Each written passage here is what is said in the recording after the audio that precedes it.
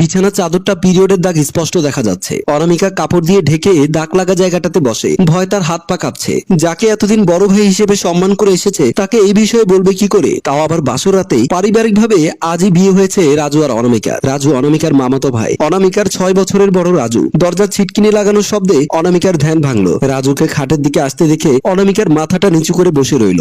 রাজু খাটের পাশে দাঁড়িয়ে বলল, তাড়াতাড়ি ফ্রেশ হয়ে ওযু করে আয়, 2 রাকাত নফল নামাজ পড়তে হবে। রাজুর কথাটা শুনে অনামিকার আত্মা যায় যায় অবস্থা। তাহলে কি তার রাজু ভাইয়া আজকেই তার পুরুষত্ব খাটাবে তার উপর? আর এই সময় তো আর নামাজ পড়া যাবে না। কথাটা রাজুকে কিভাবে বলবে ভেবে পাচ্ছে না অনামিকা। অনামিকা সাড়া না পেয়ে রাজু আবারও বলল, কি হলো, উঠছিস না কেন? নামাজ পড়ার ইচ্ছে নেই নাকি? তখনই অনামিকা কাপা গলায় বলল, আসলে ভাইয়া বিয়ের ঝামেলায় 2 দিন ঘুমাতে পারিনি, আর আমার অনেক ঘুম পাচ্ছে। রাজু বলল, তো নামাজ পড়ে ঘুমাবি। এই বলে অনামিকাকে জোর করে হাত ধরে টেনে নামাতে গিয়ে চাদরে লেগে থাকা দাগটা দেখতে পেল রাজু। অনামিকার তো লজ্জায় মরে যেতে ইচ্ছে করছে। অনামিকাকে লজ্জা পেতে দেখে রাজু একটা মুচকি হাসি দিয়ে বাইরে চলে গেল। কিছুক্ষণ পর রাজু প্যাড নিয়ে রুমে ঢুকে দেখতে পেল অনামিকা এক কোণে দাঁড়িয়ে আছে। রাজু অনামিকার কাছে গিয়ে অনামিকার হাতটা নিয়ে অনামিকাকে প্যাডটি দিয়ে বলল, এই বিষয়ে কেউ লজ্জা পায় গাধা? আমাকে বললেই তো পারতি, স্বামীর সাথে সব শেয়ার করতে হয়। অনামিকা কিছু না বলে প্যাডটি নিয়ে ওয়াশরুমের দিকে চলে যায়। রাজু খাটের পাশে বসে আছে। আর 5 মিনিট পর অনামিকা ফ্রেশ হয়ে আসে। অনামিকার পাশে এসে দাঁড়াতে রাজু বলল,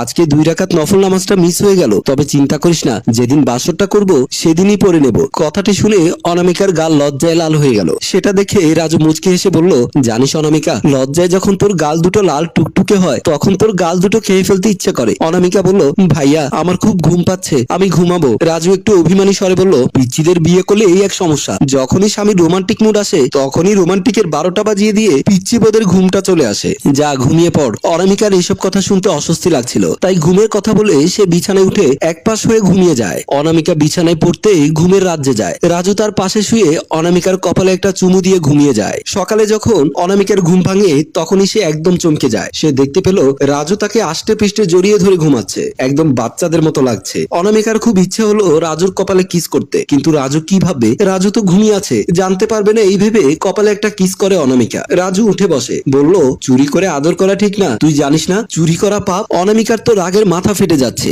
ঘুমিয়ে থাকার ভাব ধরার কি দরকার ছিল? অনেকটা সাহস জুগিয়ে অনামিকা বলল, চুরি করে অন্যের আদর করা দেখাটাও ঠিক না। রাজু বলল, আমি আবার কোথায় চুরি করে দেখলাম? তুই জানিস না আমি ফজরের নামাজ পড়ে আর ঘুমাই না। ইস, সত্যি তো, কথাটা অনামিকার মাথায় ছিল না। কিছু বলতে যাবে অনামিকা, তখনই রাজুর বোন রানী এসে বলল, ভাইয়া আপু ফ্রেশ হয়ে খাবার টেবিলে এসো, সবাই তোমাদের জন্য অপেক্ষা করছে। রাজু বলল, আচ্ছা যা, আমরা আসছি। ঠিক আছে বলে রানী সেখান থেকে চলে গেল। অনামিকা উঠতে চাইতেই রাজু অনামিকার বাহু ধরে থাকে। অনামিকা বলল, ভাইয়া ছাড়ো। রাজু বলল, তুই কি আমাকে ঋণী রাখতে চাস? তুই জানিস না আমি ঋণ রাখা পছন্দ করি না, তোর কিস ফেরত নিয়ে যা। এই বলে অনামিকার কপালে কিস দিয়ে উঠে রুম থেকে বের হয়ে যায়। অনামিকা হা করে তাকিয়ে আছে। ড্রয়িং রুমে নাস্তা শেষে রাজুর মা, বোন ও বউ সোফায় অনামিকা বসে আছে। একটু পর রাজু সেখানে যেতে দেখতে পায় অনামিকার পাশে একটি ছেলে কথা বলছে, তার সাথে হেসে হেসে। অনামিকা ছেলের সাথে সুন্দর করে কথা বলছে। রাজু এসব দেখে আর এখানে না গিয়ে রুমের দিকে চলে যায়। রাজু দরজার পাশে দাঁড়িয়ে আছে। অনামিকা রুমে ঢুকতেই রাজু অনামিকাকে ধরে অনামিকার ঠোঁটে কিস করতে থাকে।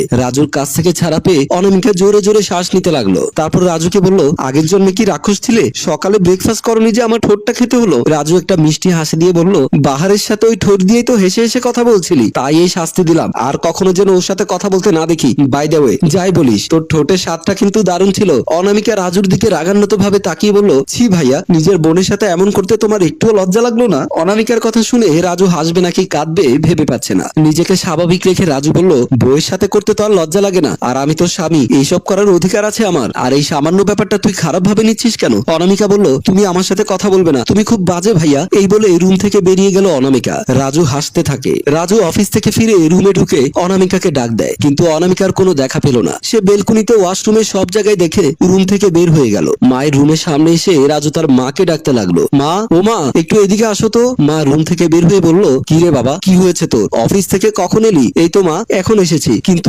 অনামিকাকে কোথাও দেখছি না। অনামিকা কি তোমার রুমে আছে? তখনই মা বলল, ও বাবা, তোর বউ তো তোর শ্বশুর বাড়িতে চলে গেছে। কথাটি শুনে রাজু অবাক হয়ে যায়। সে ভাবছে সামান্য একটা কিস করায় বাবার বাড়ি চলে গেছে, এর থেকে বেশি করলে মনে হয় দুনিয়া ছেড়ে চলে যেত। এটা ভেবেই নিজের মাথার চুলগুলো টেনে ছিঁড়ে ফেলতে ইচ্ছে করছে রাজুর। সে মাকে কিছু না বলেই বাড়ি থেকে বের হয়ে গেল। রাজু অনামিকাদের বাসায় গিয়ে সোজা অনামিকার রুমে ঢুকে পড়ে এবং সে দেখতে পেল অনামিকা ঘুমিয়ে আছে। সে অনামিকার কাছাকাছি এসে তার ঘাড়ে চুমু দিতে যাবে, এমন সময় কারো নিঃশ্বাস পেয়ে হঠাৎ চিৎকার দিতে যাবে। ঠিক সে সময় রাজু মুখ চেপে ধরে বলল, বলল, শান্তিতে ঘুমাতে দিবি না? বেশ ভালোই তো লাগছিল। রাজুকে দেখে অনামিকা বলল, ভাইয়া তুমি এখানে কি করছো? রাজু বলল, এত ভাইয়া ভাইয়া করলে তো আমাদের বাচ্চারা আমাকে মামা ডাকবে। তুমি তো মামাই, তো মামাকে মামা না ডেকে কি কাকা ডাকবে নাকি? রাজু অবাক হয়ে বলল, তাহলে বাবা ডাকবে কাকে? আর বাচ্চার বাবাই বা কি হবে? ইস, না ভেবে কি বলে ফেললো, আর কার সামনেই বা বললো। রাজু ভাইয়ার মুখে যে কিছুই আটকায় না, এখন আবার কিছু বললে আবার কি বলে ফেলবে তার ঠিক নেই। এই ভেবে অনামিকা কথা ঘুরানোর জন্য বলল, আমার রুমে ঢুকলে কেমন করে? আমি তো দরজা লক করে ঘুমিয়েছিলাম। রাজু অনামিকার গালটি ধরে বলল, ফুপ্পির কাছ থেকে যে তোর রুমের চাবি আছে ভুলে গেলি নাকি? তুমি এখানে আসলে কেন? মামিকে তো বলে এসেছি আমি আর তোমার কাছে যাব না। যাবে না মানে? বিয়ের পর একটি মেয়েকে স্বামীর কাছেই থাকতে হয়। স্বামীর বাড়িটা হচ্ছে তার আসল বাড়ি। এখন আমাকে একটু জড়িয়ে ধরে ঘুমা, সকাল হলে আমি বাড়িতে চলে যাব। অনামিকা উঠতে চাইতেই রাজু অনামিকাকে জড়িয়ে ধরে, আর হালকা খুনসুটি ও ভালোবাসা দেখিয়ে আমাদের গল্প এখানেই শেষ হয়। সম্মানিত ভিউয়ার্স, আসলে সম্পর্ক যেটাই হোক, সেখানে বিশ্বাস আর ভালোবাসা থাকলে তাহলে সেটার গভীরতা বেশি বেড়ে যায়। ভালোবাসার মানুষটাকে সময় থাকতে আপন করে ফেলুন। বেঁচে থাকুক ভালোবাসা। গল্প ভাবনা পরিচালনায় হাসেম রাজু, প্রযোজনায় FA নয়ন চৌধুরী। ভালো লাগলে লাইক, কমেন্ট এবং শেয়ার করে সাথেই থাকুন। ধন্যবাদ।